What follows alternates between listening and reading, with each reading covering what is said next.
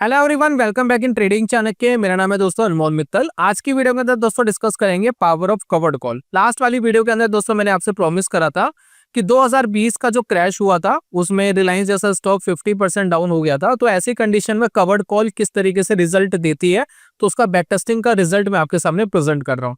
तो जो लोग नए आए हैं, जो नए दोस्त वीडियो में नए आए हैं, उनको मैं थोड़ा बता देता हूँ कवर्ड कॉल बेसिकली क्या होता है।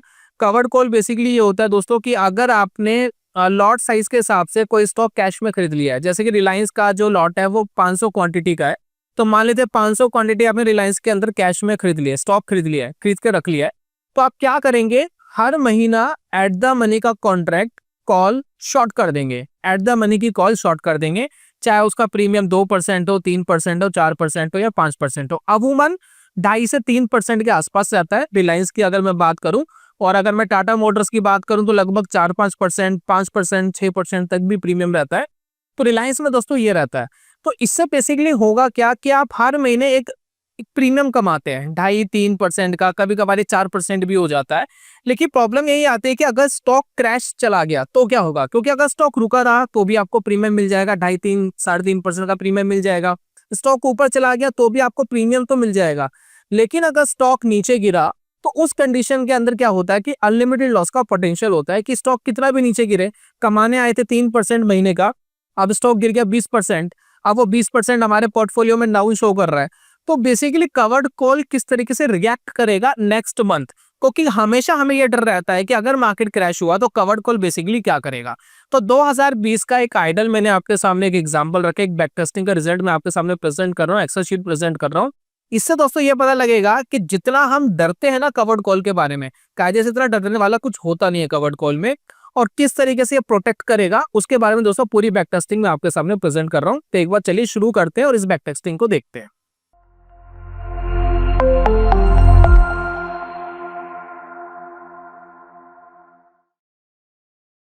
एक दोस्तों रिलायंस का मैं सबसे पहले आपको चार्ट दिखा रहा हूं, आप रिलायंस पे थोड़ा सा फोकस करिए। ये 2020 का डाटा है और जनवरी में आप रिलायंस देखिए, लगभग यहाँ पर आपको दिख रहा है 700-800 रुपए के आसपास, लेकिन ये स्प्लिट हुआ है बाद में, तो ये एडजस्टेड प्राइस है चार्ट के ऊपर। कायदे से रिलायंस उस टाइम 1500-1600 के आसपास था, तो स्प्लिट हो गया था, तो वो एडजस्टेड आपको दिखाई दे रहा है।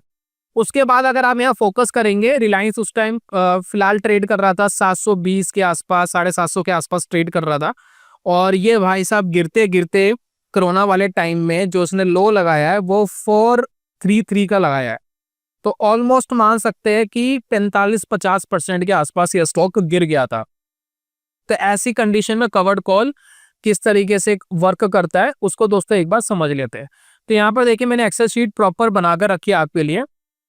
तो यहाँ पर देखिए फोकस करना है। तो मैंने पहले बोला कि स्टॉक स्प्लिट हुआ है, उस टाइम कायदे से स्टॉक इस लेवल पे था। तो जब मैं बात कर रहा हूँ जनवरी 2020 की, तो ये जो बैक टेस्टिंग होती है एक्सपायरी टू एक्सपायरी होती है, यानी मंथ वाइज नहीं होती है।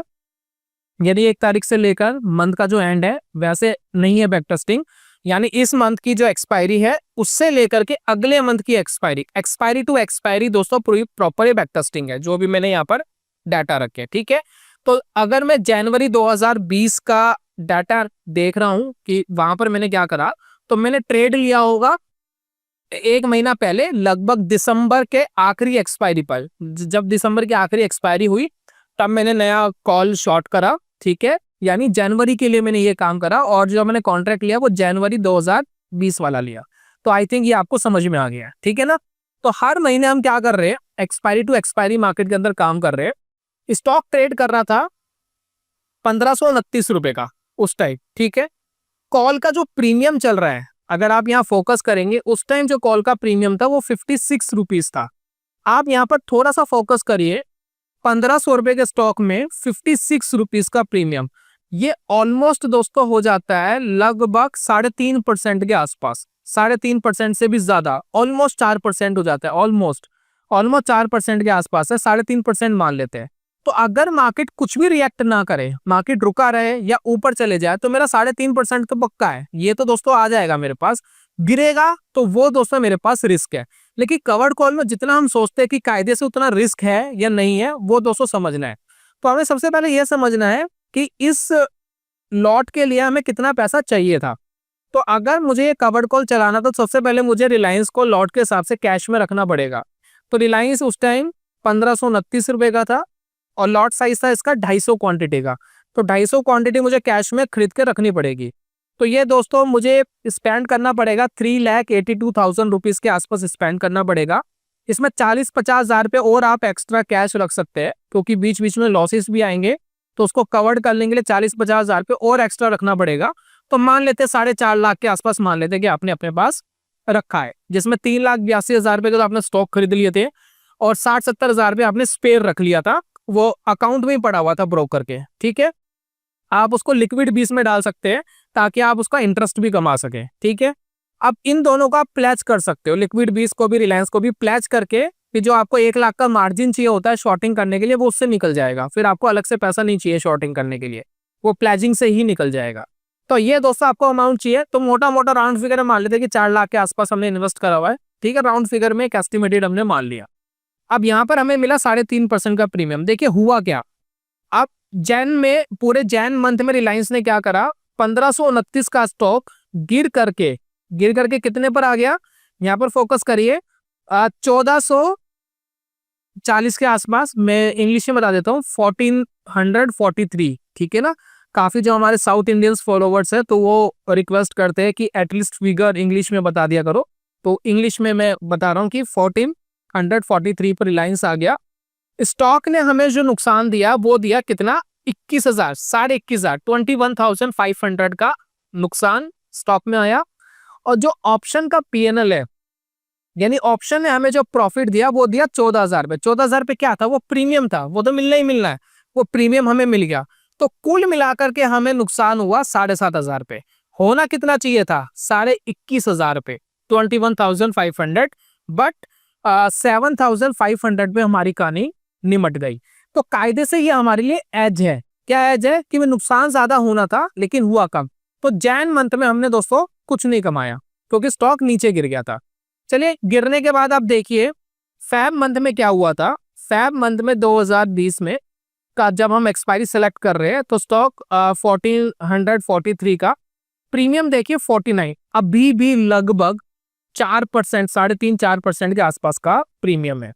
स्टॉक देखिए फिर गिर गया, स्टॉक कहां पर आ गया 1382। स्टॉक के अंदर नुकसान हुआ लगभग 15,250 रुपए का। प्रीमियम हमें मिला 12,375, 12,375। टोटल पीएनएल है 2,875 के आसपास। चलिए इस बार भी हम काफी हद तक प्रोटेक्टेड रहे, बहुत ज्यादा नुकसान नहीं हुआ। उसके बाद दोस्तों जो मेन कहानी आती है वो आती है मार्च की। मार्च 2020 में मार्केट बहुत तेजी से क्रैश हुआ, बहुत तेजी से रिलायंस गिरा।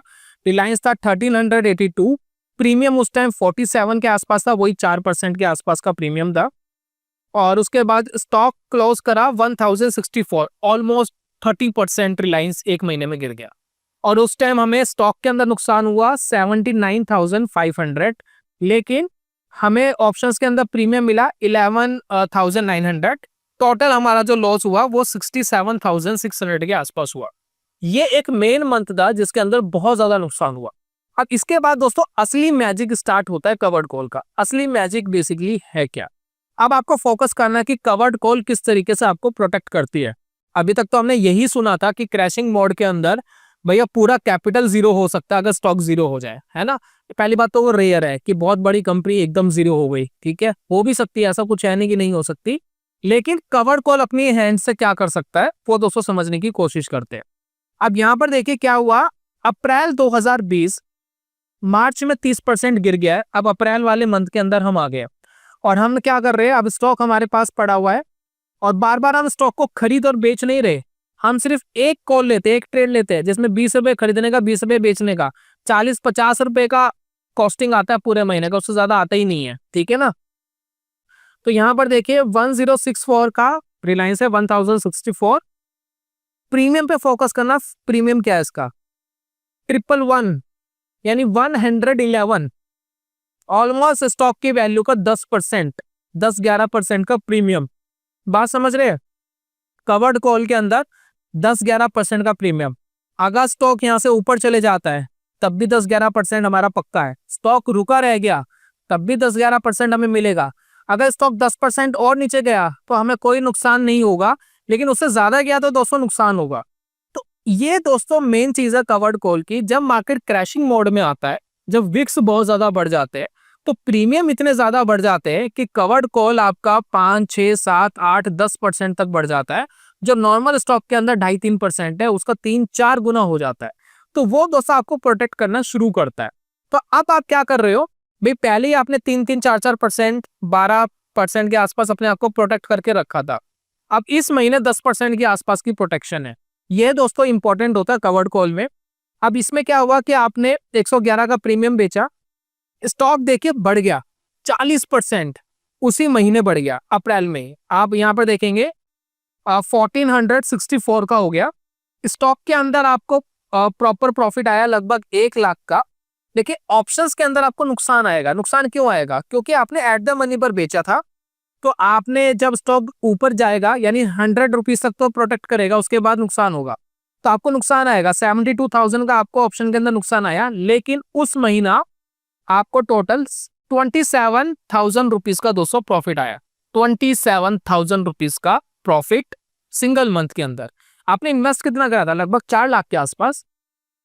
तो 4 लाख के आसपास हम मान लेते हैं 7 to 8% का रिटर्न एक महीने के अंदर फिक्स्ड आ गया है ना।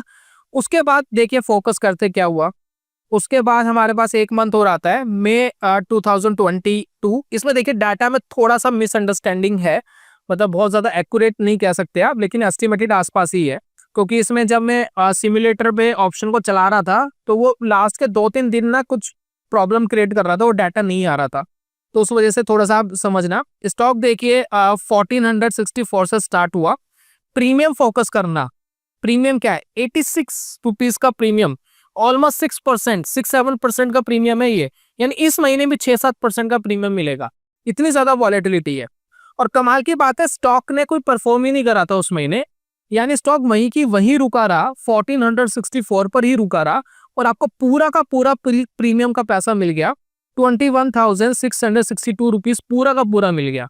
तो ये देखिए 5-6-7% के प्रीमियम किस तरीके से मिलना स्टार्ट हो गए। आपको अब 21,662 का प्रॉफिट आ गया। उसके बाद दोस्तों यहाँ फोकस करिए जून वाला जो बेसिकली मंथ है, जून 2020। उसके बाद देखिए स्टॉक 1515 पर था, स्टॉक बढ़ गया, काफी अच्छा बढ़ा। आप यहाँ देखिए 1700 के आसपास, 1722 के आसपास स्टॉक गया। प्रीमियम 58 रुपीज था। अब देखिए प्रीमियम थोड़े से नॉर्मल से हो गए है ना, 58 के आसपास आ गया।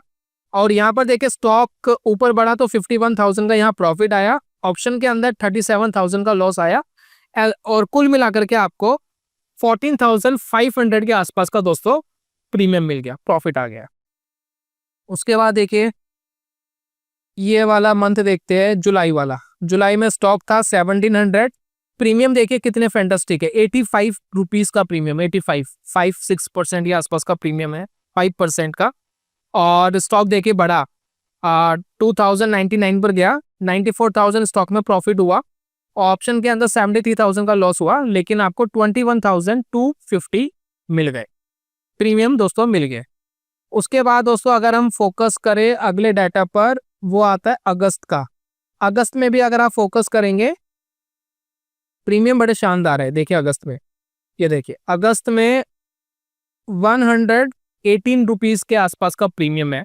स्टॉक की वैल्यू का लगभग 5-6%। उसके बाद 2100 पर स्टॉक बंद हुआ, यानी कोई खास रिएक्शन नहीं आया स्टॉक के अंदर। बहुत थोड़ा सा माइनर सी गिरावट थी, यानी 1200 रुपए के आसपास का लॉस था, 1200 के आसपास। 29,500 जो है प्रीमियम पूरा मिल गया। तो इनमें अगर आप देख रहे हैं कि 2-3 दिन तो ऐसे निकलते हैं कि स्टॉक कोई रिएक्ट नहीं करता, आसपास ही क्लोज हो जाता, पूरा का पूरा प्रीमियम मिल जाता है। 28,250 मेरे को प्रॉफिट आ गया। उसके बाद अगर हम यहाँ फोकस करें, ये देखिए सितंबर मंथ में क्या हुआ। स्टॉक ये देखिए 2100 का है, 85 रुपीज के आसपास का प्रीमियम है। और स्टॉक ने थोड़ा रिएक्ट करा, ऊपर गया, तो ये देखिए 20,000 रुपीज का प्रॉफिट आया। प्रीमियम ऑप्शंस के अंदर 1000 रुपए आए, तो टोटल हमारे पास 21,000 रुपीज का प्रॉफिट। फिर देख रहे 1, 2, 3, 4, 5, 6 कॉन्टिन्यूसली मंथ है जिसके अंदर हम मार्केट के अंदर प्रॉफिट कमा रहे हैं। उसके बाद दोस्तों यहाँ फोकस करते और आगे ये देखिए, अब हमारे पास एक अक्टूबर मंथ आता है, स्टॉक है 2200 का, प्रीमियम है 100। लगभग दोस्तों ये 4-5% के आसपास का प्रीमियम वापस आ गया। अब देखिए स्टॉक नीचे गिर गया तो हमें 43,000 रुपीज़ का लॉस हुआ, प्रीमियम मिला 25,000, हमारा टोटल नुकसान है 17,000। उसके बाद दोस्तों अगर नवंबर की बात करें, नवंबर 2020, तो देखिए स्टॉक थोड़ा सा नीचे गिरा है, लेकिन प्रीमियम ने थोड़ा सा हमें बचा लिया है, तो हमें ज़्यादा नुकसान नहीं हुआ, बल्कि थोड़ा सा प्रॉफिट हुआ है, 2862 का प्रॉफिट लेके निकले। उसके बाद दोस्तों दिसंबर का मंथ देखिए, स्टॉक स्लाइटली ऊपर गया, ये देखिए 1900 से 1978 तक गया, तो हमें 90 रुपीज़ के आसपास का प्रीमियम भी मिल रहा था, ऑलमोस्ट 4-5% का, और ये प्रीमियम हमें टोटल मिल गया 22,625 प्रॉपर प्रीमियम दोस्तों रिलायंस के अंदर आ गया। अब बात कर लेते हैं कि कुल मिलाकर के कितना कमाया और कितना गवाया।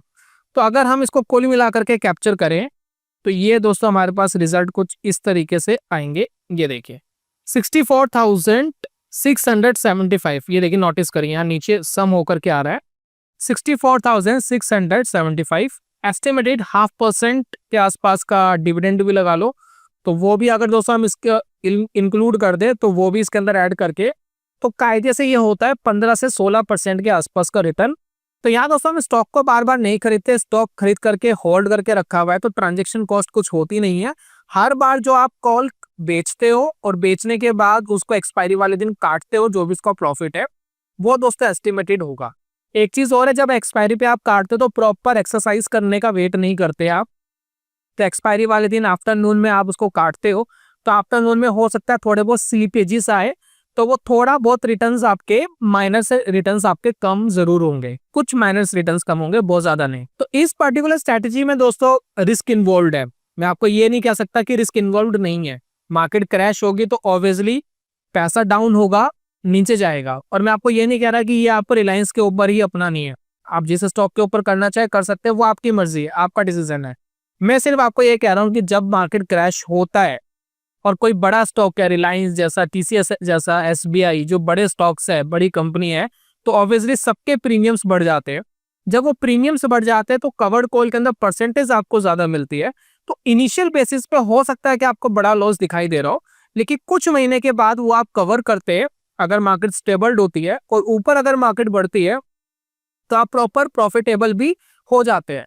तो 2024 वाला अगर आपने बैकटेस्टिंग नहीं देखा है, रिलायंस के ऊपर ही करा हुआ है, सेम स्ट्रेटेजी के ऊपर करा हुआ है। कमाल की बात यह है कि स्टॉक इसके अंदर तो बढ़ गया, लेकिन वहां बढ़ा नहीं है, स्टॉक 7-8% नीचे गया है 2024 से 25 तक में। तो आप वो वाला एक बार डाटा देखना, जिन्होंने नहीं देखा, जिन्होंने वीडियो नहीं देखी, आई बटन में मैं वीडियो दे रहा हूँ, कमेंट बॉक्स डिस्क्रिप्शन में भी मैंने वीडियो का लिंक दिया है, आप वो बैकटेस्टिंग भी देखो, आपको उससे पता लग जाएगा कि जब नेगेटिव रिटर्न दिया रिलायंस ने, बहुत ज्यादा वॉलेटिलिटी नहीं थी लेकिन नेगेटिव रिटर्न था 6-8%, तो कैसा परफॉर्मेंस कर रहा था। तो इससे दोस्तों पता लगता है कि क्या होता है कवर्ड कॉल। इसका दोस्तों एक मेनली बस एज यही है जो मुझे बड़ा पसंद है, मार्केट गिरेगा, विक्स बढ़ेगा, और ये कवर्ड कॉल के जो परसेंटेज है वो इतने बढ़ जाते हैं, वो बहुत अट्रैक्टिव हो जाते हैं, तो वो आपको बीच बीच में बचा करके ले जाते हैं। तो यहाँ पर दोस्तों एक दूसरी बैक टेस्टिंग मैं आपके साथ शेयर कर रहा हूँ जो यही कवर्ड कॉल के ऊपर है, लेकिन यहाँ पर स्ट्रेटेजी क्या है, स्ट्रेटेजी में हम क्या करते हैं, स्टॉक को हम खरीद लेते हैं, स्टॉक को बार बार बेचते और खरीदते नहीं है। एक बार खरीद लिया तो होल्डिंग में पड़ा हुआ है, ठीक है। उसके बाद हम कोशिश ये करते हैं कि 1% मुझे प्रीमियम चाहिए, यानी जितना मैंने इन्वेस्ट करा है उसका 1% का कवर्ड कॉल में मार्केट के अंदर ट्राई करूंगा। तो वो कैसे होगा जरा देखें, यहाँ कैप्चर करिए। तो मैं हर बार क्या कर रहा हूँ, जितना स्टॉक का प्राइस है, जैसे कि देखिए स्टॉक मैंने खरीदा 1500 के आसपास, ठीक है, तो मैं 15 रुपए के आसपास की हर बार, 15 रुपए 17 रुपए के आसपास की हर बार मैं कॉल को शॉर्ट करूंगा। लेकिन अगर स्टॉक नीचे गिर गया तब भी मैं 15 रुपए के आसपास ही करूंगा। लेकिन अगर स्टॉक बढ़ गया, जैसे कि स्टॉक आ गया ये 2000 पर, 2200 पर आ गया स्टॉक, तो उसके बाद मैं उसी का 1% लेना शुरू कर दूंगा, यानी 20 रुपए, 21 रुपए, 25 रुपए। तो अगर स्टॉक बढ़ जाता है तो उसका 1%, अगर स्टॉक गिर जाता है तो जहां पर मैंने खरीदा था वो तो मुझे मिनिमम चाहिए, यानी 15 रुपए तो मिनिमम है, उससे नीचे की मैं नहीं बेचने वाला, चाहे वो एट द मनी पर ही बेचनी पड़े मेरे को। अगर दोस्तों मैं ये काम करता हूँ, 2020 का ही बेसिकली डाटा है, तो यहाँ पर देखिए कुछ आपको रिजल्ट दिखाई देंगे। मेनली देखिए अप्रैल 2020 में क्या हुआ था, स्टॉक बहुत ज्यादा नीचे गया था। तो ये देखिए 1080 पर स्टॉक था, तो मैंने उस टाइम 18 रुपए के आसपास का प्रीमियम बेचा था। स्ट्राइक था 1400। ठीक है, अब 1400 का जो प्राइस था, लॉट साइज 250 ही है। स्टॉक क्लोज हुआ 1464, तो 96,000 रुपीज का प्रॉफिट आया। लेकिन ऑप्शन ने बहुत ज्यादा नुकसान नहीं दिया, सिर्फ 11,000 का ही दिया। तो मुझे 84,000 रुपीज का प्रॉफिट आ गया, और पिछले महीने 75,000 रुपीज का लॉस था। तो अगले महीने के अंदर ही सारा कवर अप हो गया। लेकिन इसके अंदर एक प्रॉब्लम है।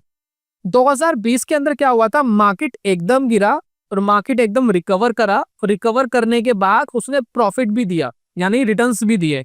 तो ऐसी कंडीशंस के अंदर अगर मैं ये 1% वाला रूल अपनाता हूं कि 1% प्रीमियम का मुझे चाहिए और हर महीने चाहिए, तो यहाँ पर देखिए जो रिजल्ट हमारे पास टोटल आ रहा है, सम रिजल्ट आ रहा है, वो 80,000 रुपीज के आसपास का रिजल्ट है।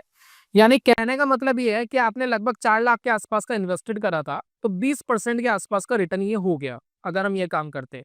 लेकिन कमाल की बात यह है कि जब हम इसको 2024 वाले डाटा में अगर इसको हम कैप्चर करते हैं, तो पुरानी वाली स्ट्रैटेजी में तो रिजल्ट आ रहा था, लेकिन 2024 में अगर मैं ये सेम रूल अपनाता हूं तो रिजल्ट नहीं आता। तो क्या होता है कि अगर स्टॉक ऐसा बिहेव करे जैसे कि 2020 में हुआ था, अगर मैं आपको रिजल्ट दिखाऊं तो मैं रिजल्ट शो करता हूं 2024 का। दोस्तों 2024 की भी एक्सेल शीट है, बहुत सारी एक्सेल शीट है यहाँ पे मेरी, 15-20 आपको शीट्स मिलेगी जिसके ऊपर काम कर रखा है। सभी एक्सप्लेन नहीं करूंगा, अभी थोड़ा सा स्टडी वगैरह कर लेते हैं, जो बेस्ट लगेगा फिर वो आपके सामने प्रेजेंट करेंगे।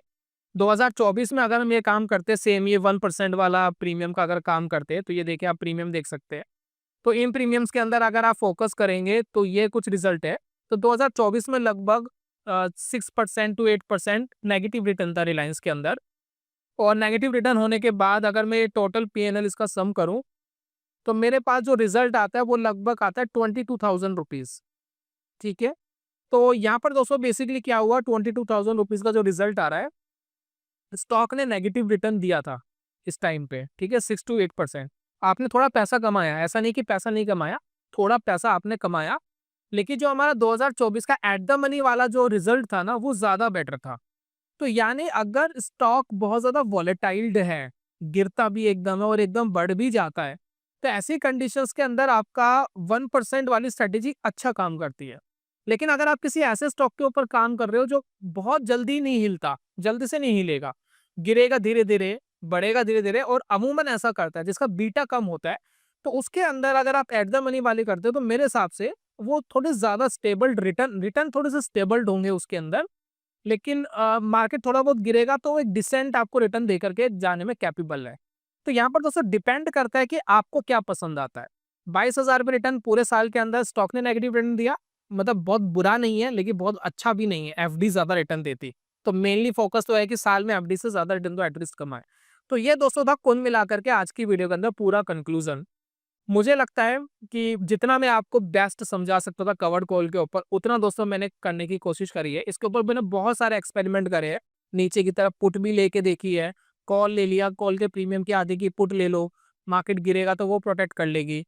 या ऊपर की तरफ से एक कॉल और ले लो आधी कीमत की, प्रीमियम आधा मिल जाए लेकिन अगर मार्केट तेज ऊपर जाए तो और प्रॉफिट बन सके। ये बहुत सारे एक्सपेरिमेंट करे हैं। जो मुझे बेस्ट लगेगा आगे आने वाली वीडियो में वो भी दोस्तों मैं आपको प्रेजेंट करूंगा। और जिन्होंने 2024 का रिजल्ट नहीं देखा है, तो एक वीडियो मैंने डाली हुई है, उसको आप देख सकते हैं। आई बटन पे लिंक है, डिस्क्रिप्शन कमेंट बॉक्स में लिंक है, आप वहां पर क्लिक करके उस वीडियो को देख सकते हैं। तो कैसा लगा दोस्तों ये वीडियो, और आपका इसके ऊपर क्या ओपिनियन है, जरूर बताइए। अच्छा, अगर आप ऑप्शन व्हील स्ट्रेटेजी का रिजल्ट चाहते हो, आप चाहते हो कि रिलायंस के ऊपर मैं 2020 का ऑप्शन व्हील करूं और 2024 का करूं, ये 2 मंथ में, ये 2 ईयर में इसलिए लेता हूं। 2020 में क्रैश हुआ था बहुत ज्यादा, मार्केट ऊपर गया, तो उस टाइम ऑप्शन व्हील ने क्या रिएक्ट करा। और उसके बाद 2024 में नेगेटिव रिटर्न था। नॉर्मली रिलायंस का हर साल रिटर्न थोड़ा पॉजिटिव ही जाता है, नेगेटिव बहुत रेयर जाता है। 2024 में नेगेटिव था, तो उस कंडीशन में क्या हुआ, तो दोनों कंडीशन थोड़ी सी मेरे लिए एक चैलेंजिंग कंडीशंस होती है। तो इन पे बैक टेस्टिंग करके थोड़ा सा एक आइडिया लगता है। तो अगर आप चाहते हो ऑप्शन व्हील के ऊपर मैं पूरा बैक टेस्टिंग आपके साथ शेयर करूँ, तो मुझे मिनिमम 100 कमेंट चाहिए ऑप्शन व्हील के ऊपर। अगर 100 कमेंट मेरे पास आते हैं ऑप्शन व्हील के, वैसे ही दोस्तों मैं वीडियो प्रेजेंट करूंगा। तब ये आपके ऊपर है कितना जल्दी दोगे, और 1000 लाइक दोस्तों मुझे चाहिए ही चाहिए वीडियो पे। तो ये था दोस्तों आज की वीडियो के अंदर। जल्दी मिलूंगा नेक्स्ट वीडियो में, तब तक के लिए good bye, God bless you, bye bye दोस्तों।